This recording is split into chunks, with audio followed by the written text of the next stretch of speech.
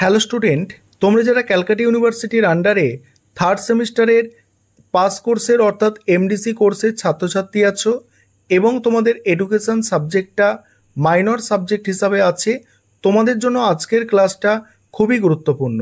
আজকের ক্লাসে তোমাদের এসইসি পেপার, যেটা থার্ড সেমিস্টারে যাদের তোমাদের মাইনর এডুকেশন আছে, তোমাদের একটা এসইসি পেপার পড়তে হয়।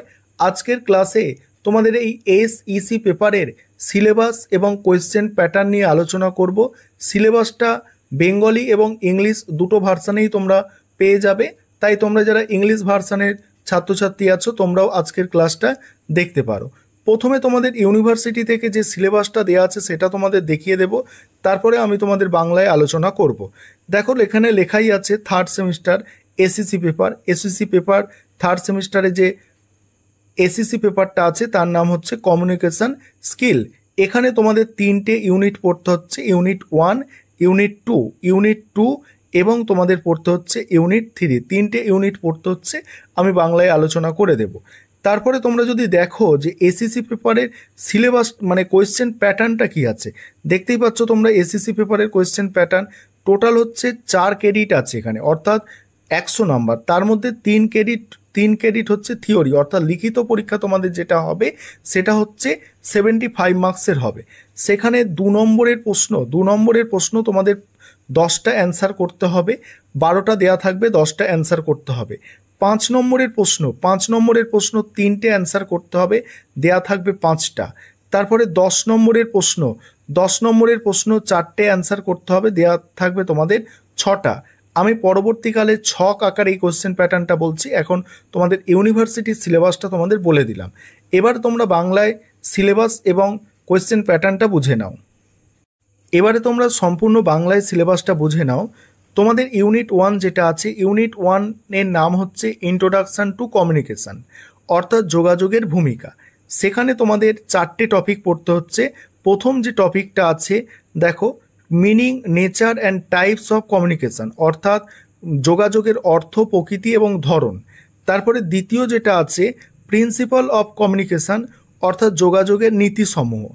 তারপর 3 নম্বর টপিক এখানে আছে, দেখো 3 নম্বর টপিক আছে প্রসেস অফ কমিউনিকেশন, অর্থাৎ যোগাযোগের প্রক্রিয়া। সেখানে সেন্ডার অর্থাৎ প্রেরক, ঠিক আছে। তারপরে দেখো এনকোডিং, তারপরে প্রাপক, তারপর ডিকোডিং এবং প্রতিক্রিয়া, এইগুলো তোমাদের পড়তে হচ্ছে। তারপরে তোমাদের দেখো এখানে 4 নম্বর যে টপিকটা আছে, মানে যোগাযোগের যে বাধা ব্যারিয়ারগুলো আছে, ঠিক আছে, সেইটা পড়তে হচ্ছে। এটা ইউনিট 1 গেল। ইউনিট 2 হচ্ছে দেখো লিসেনিং স্কিল মানে হচ্ছে শোনার দক্ষতা। এখানে 3টে টপিক আছে, এগুলো আলোচনা করব।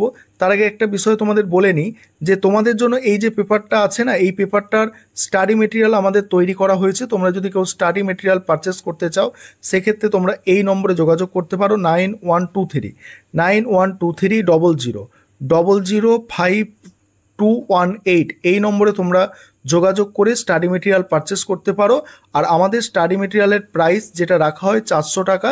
তোমাদের যাদের মনে হয় যে স্টাডি মেটেরিয়ালটা আমাদের পারচেস করতে হবে, সেক্ষেত্রে তোমরা 400 টাকা পে করে এই নম্বরে যোগাযোগ করে A+ কোয়ালিটির নোটস পারচেস করতে পারো।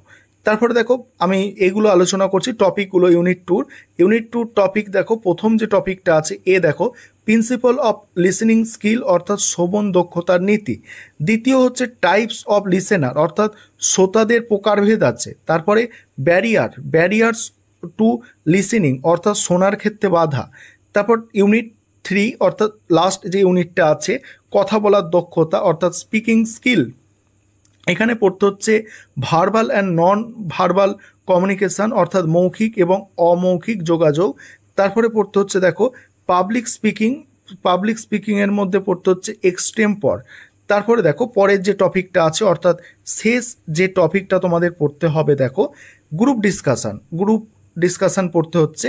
এবার এখানে আমি কোয়েশ্চেন প্যাটার্নটা তোমাদের লিখে রেখেছি। পূর্ণমান 75 আর 2 নম্বরের প্রশ্ন 10টা অ্যান্সার করতে হচ্ছে, 2 × 10 = 20। তারপরে দেখো 5 নম্বরের প্রশ্ন 3টে অ্যান্সার করতে হচ্ছে, 5 × 3 = 15। 10 নম্বরের প্রশ্ন 4টে অ্যান্সার করতে হচ্ছে, 10 × 4 = 40। এই হচ্ছে তোমাদের কোয়েশ্চেন প্যাটার্ন এবং সিলেবাস।